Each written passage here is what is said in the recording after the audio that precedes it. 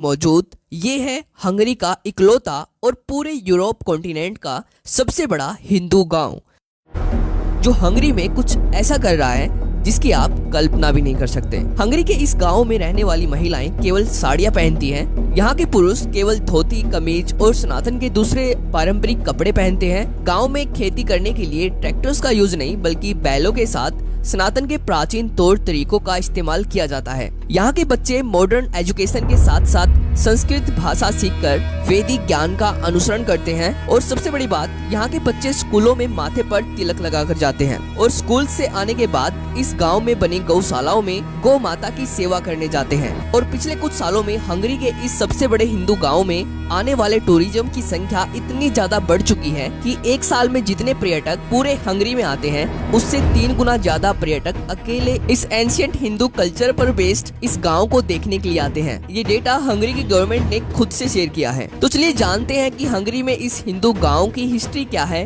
कैसे आज ये गांव हंगरी में इतना ज्यादा ट्रेंड कर रहा है, इसको किसने और क्यों बनाया, और जानेंगे कि कैसे यूरोपियन कंट्रीज में धीरे धीरे सनातन के एंशिएंट कल्चर की डिमांड बढ़ती जा रही है, जिससे इन देशों में सनातन के लिए एक बड़ी अपॉर्चुनिटी इंतजार कर रही है। तो इस वीडियो को पूरा जरूर देखना, बहुत सारी नई चीजों के बारे में आपको पता चलने वाला है। और अगर आपको ये वीडियो इम्पोर्टेंट लगती है तो वीडियो को लाइक करके इसको अपने रिलेटिव्स के साथ शेयर कर देना, जिससे इस वीडियो की रीच बढ़े और वीडियो ज्यादा से ज्यादा ऑडियंस तक पहुंचे। तो चलिए देखते हैं।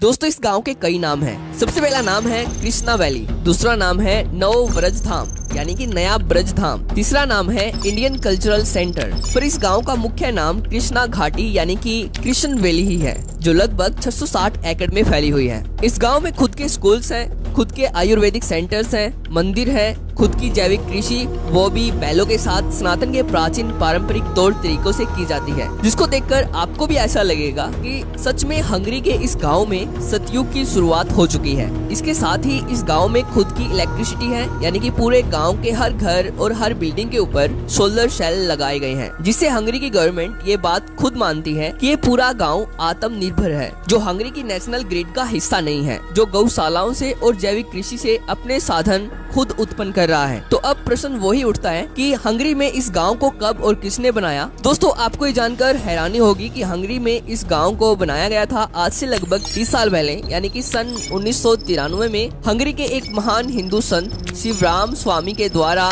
हंगरी में इस गांव की स्थापना की गई थी। और शिवराम स्वामी के निस्वार्थ भावना से किए गए सनातन के प्रति महान कामों को बताना शायद ही मेरे लिए इस वीडियो में पॉसिबल हो, क्योंकि अगर मैं इस महान संत के द्वारा किए गए सभी कामों को इस वीडियो में बताने लग जाऊं तो ये वीडियो 1 घंटे से ऊपर चली जाएगी। दोस्तों, शिवराम स्वामी का जन्म सन 1949 में हंगरी की कैपिटल बुडापेस्ट में हुआ था, और तब ये सनातन धर्म से दूर दूर तक कोई संबंध नहीं रखते थे। पर जब ये सन 1980 में लंदन आए तब इन्होंने भगवत गीता से प्रेरित होकर इस्कॉन को ज्वाइन किया और इस्कॉन के माध्यम से सनातन धर्म अपनाया और अपना सब कुछ छोड़ सनातन में एक साधु का जीवन अपना लिया और अपना सिंपल लिविंग और हाई थिंकिंग का मोटो बनाया, जो सनातन के वेदों से इंस्पायर्ड है। और इनको भगवत गीता इतनी ज्यादा पसंद आई कि हंगेरियन लैंग्वेज में भगवत गीता को ट्रांसलेट करने का पूरा क्रेडिट भी इन्हीं को दिया जाता है, जिसको पढ़कर बहुत सारे हंगरी के लोग सनातन धर्म अपना पाए हैं और इस हिंदू वैदिक गाँव में रहने के लिए प्रेरित हुए हैं। जिसके कारण साल 2009 में शिवराम स्वामी के कामों से खुश होकर हंगरी के उच्च शिक्षा और विज्ञान के तत्कालीन राज्य सचिव कैरोली मनहर्ज के द्वारा इनको हंगरी गणराज्य के गोल्ड क्रॉस ऑफ मेरिट से सम्मानित किया गया, जो हंगरी में दूसरा सबसे बड़ा पुरस्कार है। यह पुरस्कार शिवराम स्वामी के उत्कृष्ट और मूल्यवान धर्मार्थ और मानवीय कार्यों के लिए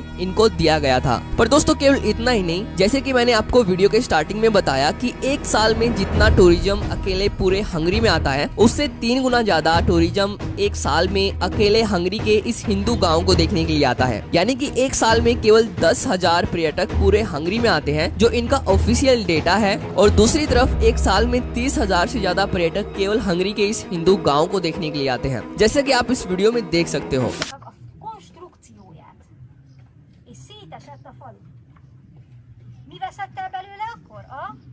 यहाँ पर हर हिंदू त्योहार को बहुत ही ऑर्गेनाइज तरीके से धूमधाम से मनाया जाता है, इसलिए खुलेआम हंगरी की गवर्नमेंट इस हिंदू गांव को पूरी तरह से सपोर्ट कर रही है हंगरी में कृष्ण भक्ति के माध्यम से सनातन धर्म का प्रचार करने के लिए। और इस गांव का हंगरी में ट्रेंड कितना ज्यादा बढ़ चुका है इसका अंदाजा आप यहाँ से लगा सकते हो कि जब ये गाँव बनाया गया था तब इसके लिए 110 एकड़ लैंड खरीदा गया था इस्कॉन के द्वारा, और आज ये गाँव फैलकर 660 एकड़ का हो चुका है। और धीरे धीरे हर साल इस्कॉन हंगरी में और ज्यादा लैंड खरीद रही है इस हिंदू इको विलेज को फैलाने के लिए। तो आज की इस वीडियो में इतना ही। अगर आपको वीडियो में दी गई जानकारी पसंद आई हो तो वीडियो को लाइक जरूर कर देना।